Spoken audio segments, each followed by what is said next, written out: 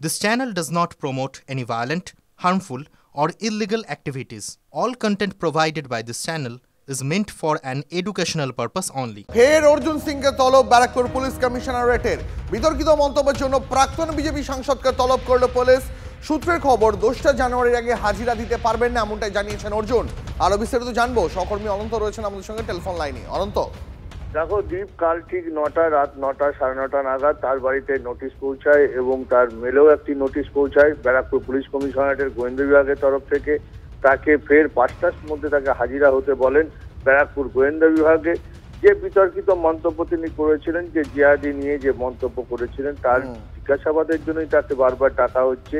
কিন্তু প্রাক্তন সাংসদ অর্জুন সিং তিনি আইনজীবী মারফত তাকে জানিয়ে দিয়েছেন রাজনৈতিক কর্মকাণ্ডের জন্য তিনি 2 তারিখ পর্যন্ত ব্যস্ত আছেন, তাই তার সময় হবে না। 2 তারিখের পরে তিনি দেখা করবেন, তিনি কথা বলবেন। অনন্ত, আমরা তো এর আগে দেখেছি পুলিশ একেবারে অর্জুন সিং এর বাড়িতে পৌঁছে গেছে এবং অর্জুন সিং বাড়িতে তিনি ছিলেন না, কিন্তু আমাদের তিনি জানিয়েছিলেন যে তিনি এই মুহূর্তে দলীয় কর্মসূচিতে বা তার অন্যান্য কাজের জন্য বাইরে রয়েছেন এবং তিনি আইনজীবী মারফত ইমেল মারফত পুলিশকে যা জানানো সেটা জানিয়েছেন।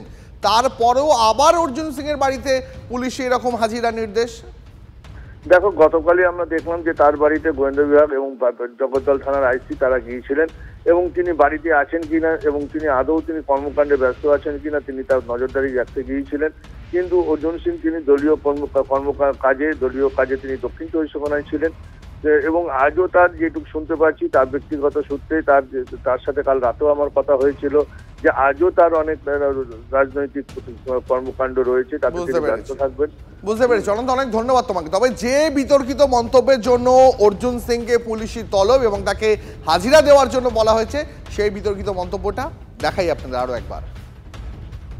স্টেট এজেন্সি যেটা করে ওই রাস্তাগুলোকে যেখান থেকে ওনার মুভমেন্ট আছে আগে থেকে তারা ফরকাস্ট করে, কেন যে তারা আগে থেকে জানে এই ফরকাস্ট করার পরে আইডি ব্লাস্ট হতে পারে, স্প্রে ফেলে মেরে দেওয়া, কোনো পাবলিক প্রোগ্রামে আছেন উনি, স্প্রে ফেলে দেওয়া যেতে পারে। দুনিয়ার নতুন পোর্টাল হয়েছে, যারা ওই পোর্টাল সেজে বা ফলস বুম বানিয়ে তারা কিন্তু ওনার কাছে পৌঁছে গিয়ে ওনার উপরে অ্যাটাক করতে পারে।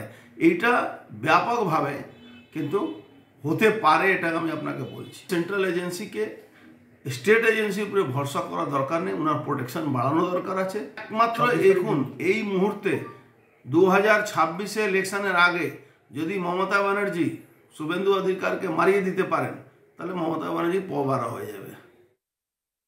মমতা ব্যানার্জি নিজের শত্রুকে নাশ করার জন্যে সমস্ত রকম জিহাদি সংগঠন থেকে উনি হাত মিলিয়ে নিয়েছেন, এটা প্রমাণ আছে।